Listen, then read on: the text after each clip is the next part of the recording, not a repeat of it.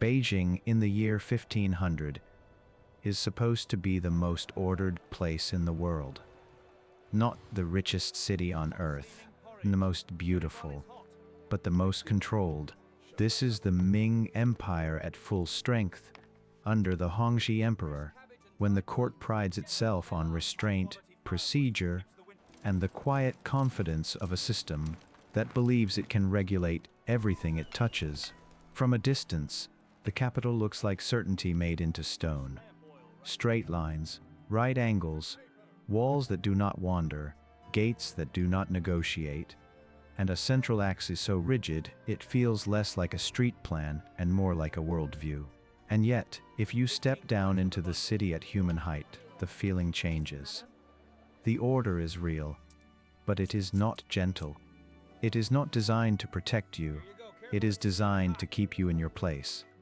The capital does not collapse in TV-covered romance the way European ruins do in later centuries. Beijing does not allow itself the beauty of decay. It is maintained, repaired, swept, watched. That vigilance carries its own threat. If the city is a machine, then ordinary people are its consumable parts. Imagine we are reconstructing Beijing the way you reconstructed Rome using fragments. Maps, court records, temple layouts, surviving architecture, and the pattern of streets that still remembers an earlier city beneath it. We begin above the walls, because from above you can see the idea before you feel the cost. In the year 1500, famous southern outer city walls have not yet been built.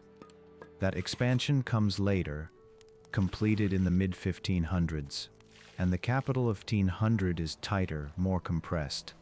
A hard rectangle of inner-city logic without the later southern buffer. The gates are fewer than the needs they must swallow. The queues are longer. The friction at the edges is constant. Every cart of fuel, every sack of grain, every bundle of firewood must pass through control points where the state's attention becomes physical. From the air, the walls look clean. From the road, they loom. They are not just defense. They are a psychological horizon.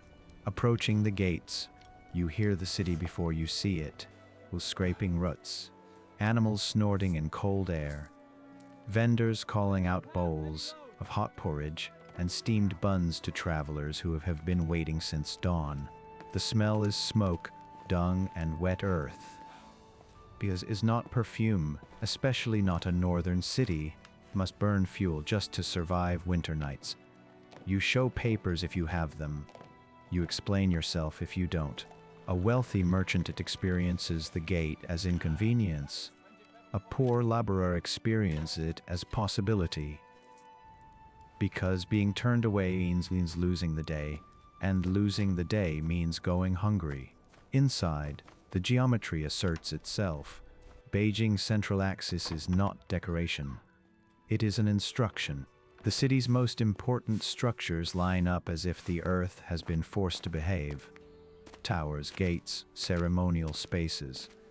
And beyond them the impermeable core, commissioned in the year 1406 and occupied in the year 120. Already 80 years old by the year 1500, but still new enough that its meaning feels sharp. Calling it palace is too soft. It is an engine of distance. It is the place where decisions happen, rooms most people will never enter, behind walls they cannot cross, guarded not only by soldiers but by the social fact that access itself is a kind of power. Even many officials are permitted only limited movement within it. The structure is famous precisely because access is barred to most subjects. From far away, the forbidden city is roofs and symmetry. From near, it is denial.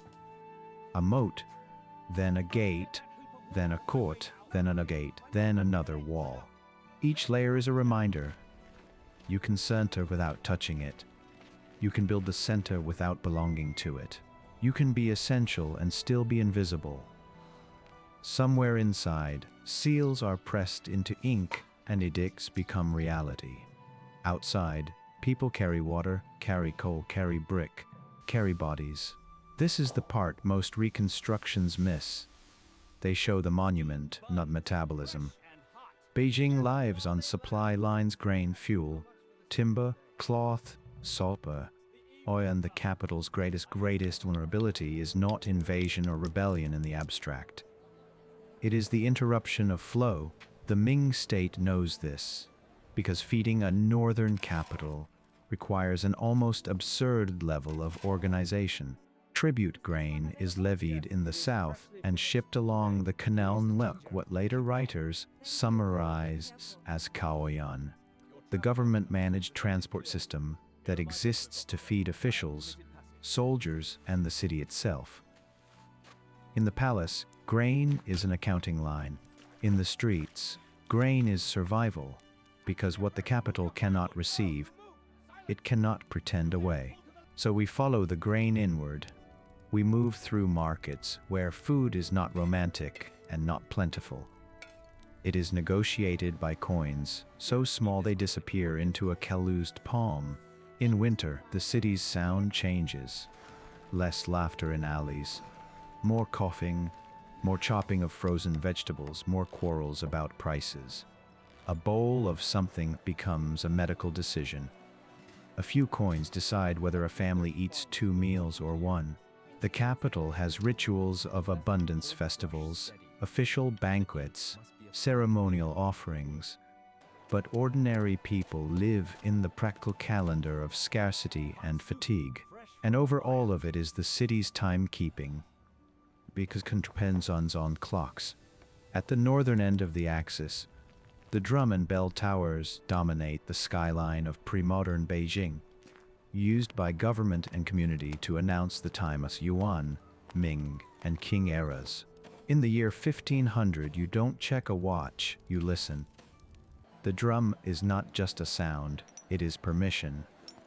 It tells you when gates close, when night patrols become more aggressive, when the city shifts from commerce to suspicion. Time is public and enforced. Even the hours are owned. Now step into the residential lanes. Later centuries will call them hutongs. And while the word itself travels through time, the pattern is already there.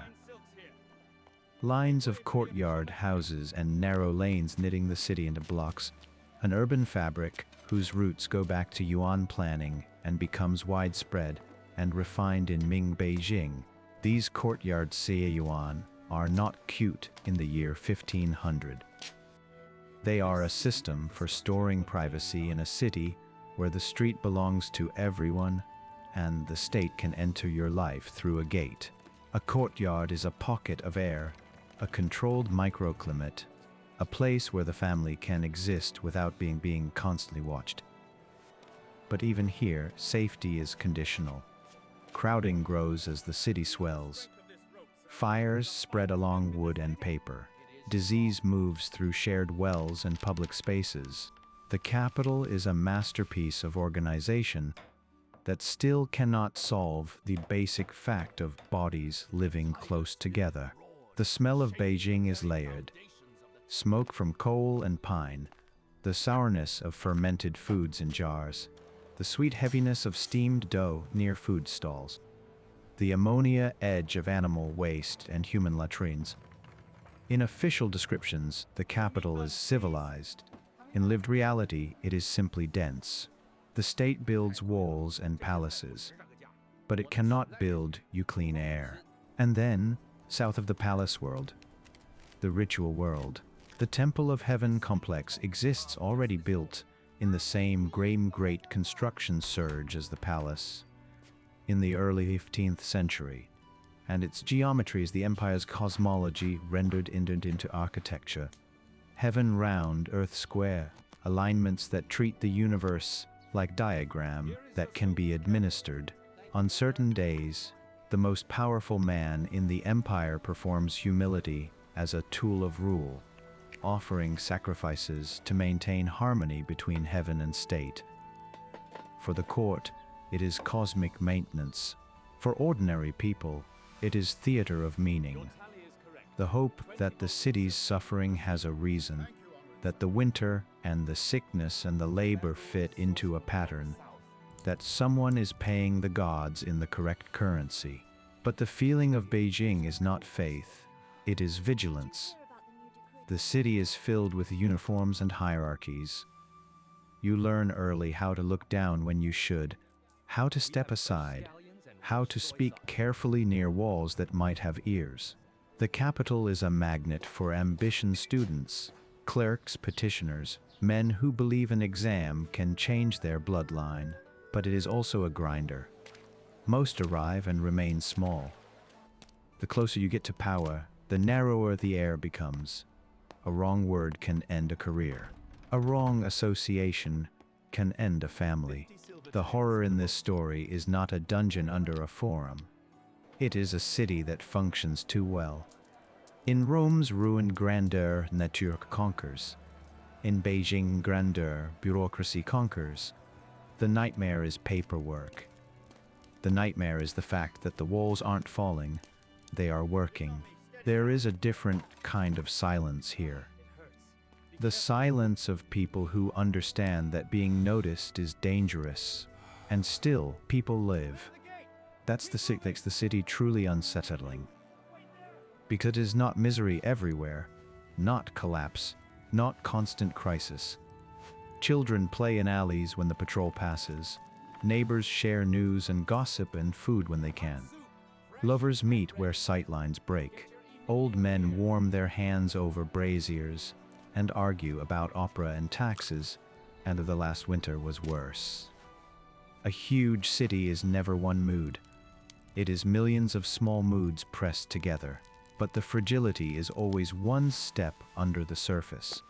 One bad delivery season, one canal disruption, one corruption scandal that blocks supplies, one bitter winter, and the price of grain rises while wages stay fixed. The Ming state can be strong and still be brittle, because strength is not the same as resilience. If your system depends on uninterrupted transport and constant obedience, it can look eternal right up until the moment it doesn't. So our reconstruction ends not with a burning palace or an invading army, but with an ordinary scene that contains the whole truth. A man returns at dusk with soot on his face from a kiln or a stove shop.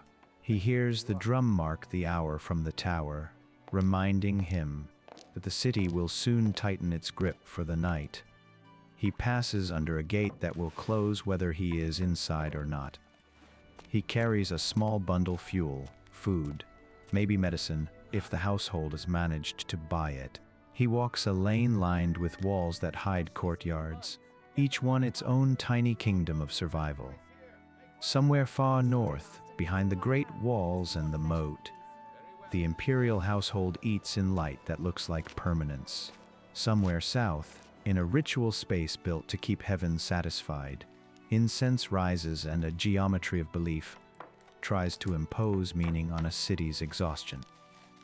And between those poles, Beijing holds together, not because it loves its people, but because it can replace them. That is the tension at the heart of Beijing in the year 1500. A capital built to embody cosmic order, fed by a transport system so vast it becomes a state-run industry, governed by time and announced from towers, centered on a palace that exists to create distance. From the outside it looks like the safest place in the world, because it is the place the empire protects most. But for the average person inside it, survival is still negotiated day by through smoke, price rules, and the quiet knowledge that the city will keep functioning whether you do or not.